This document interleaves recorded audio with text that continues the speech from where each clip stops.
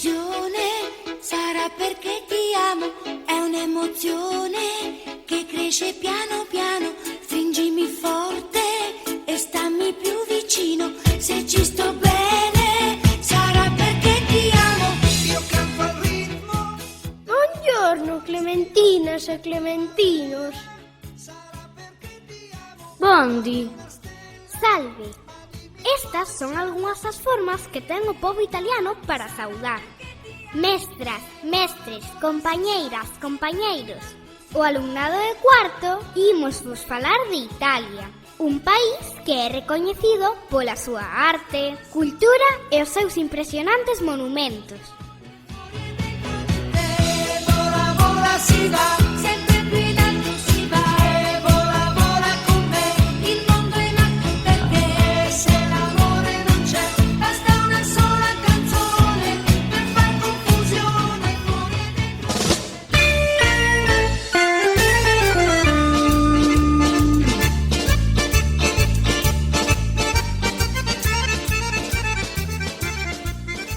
Comezamos pola capital. De todas é ben sabido que a capital de Italia é... Roma! Sí, exactamente.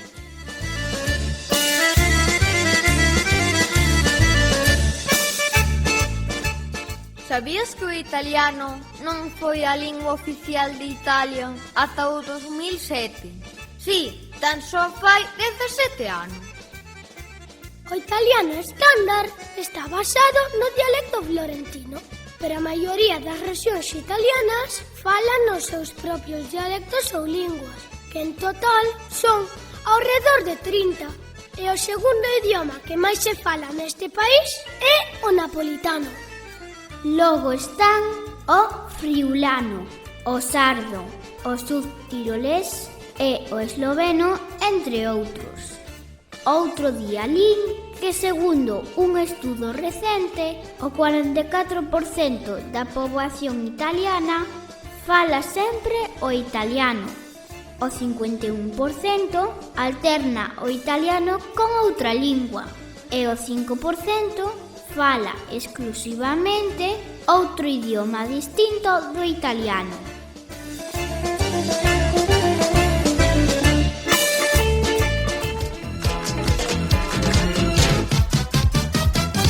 passeggio tutta sola per le strade, guardando attentamente i monumenti, la classica straniera. Ademais das linguas italianas, tamén descubrimos que Italia ten unhas 110 provincias, distribuídas en 20 rexións, das cales Sicilia é a máis extensa, e o Valle de Aosta a rexión máis pequena.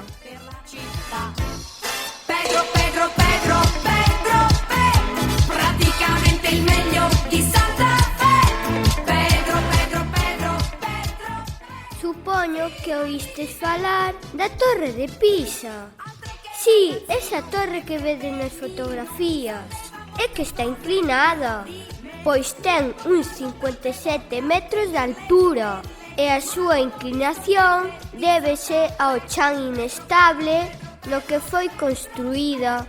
Por eso tiveron que parar a súa construción. Brais, ti sabías que conta unha lenda que a Torre de Pisa foi o territorio perfecto para os experimentos de Galileo Galilei? Din que o matemático utilizou o mirador da torre para lanzar distintos obxectos e así observar como lle afectaba a gravidade.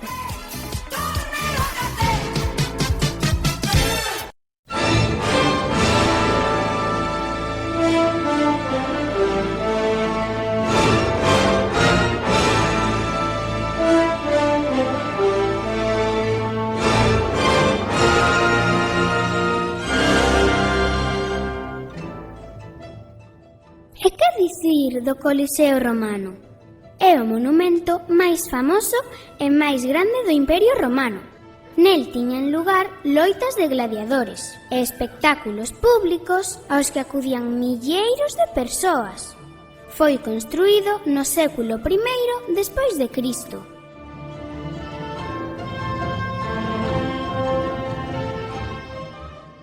Outro monumento importante é a Fontana di Trevi, na cal cada día se botan uns 3.000 euros, xa que a xente segue a tradición de botar moedas por riba do ombreiro.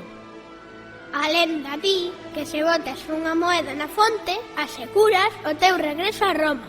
Tradición que ven dos antigos romanos, que solían botar moedas á auga para que os deuses acuáticos lles favoreceran nas súas viaxes ou lles axudaran a voltar a casa sans e salvos.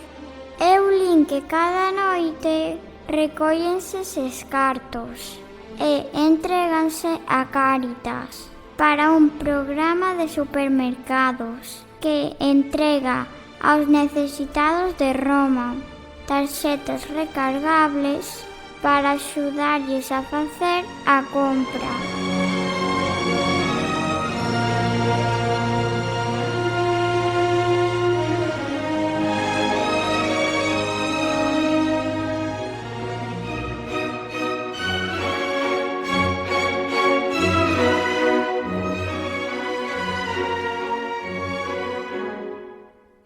E agora unha adiviña.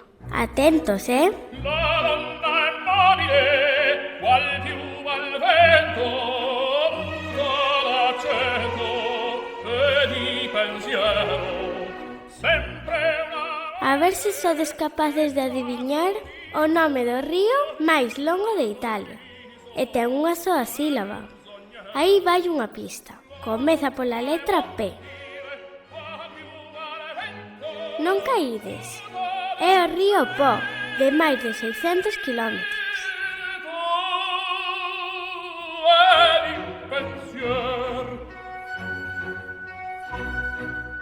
Eu teño outra. Nome do volcán italiano activo máis alto de Europa. O Etna, cunha altitude duns 3.320 metros.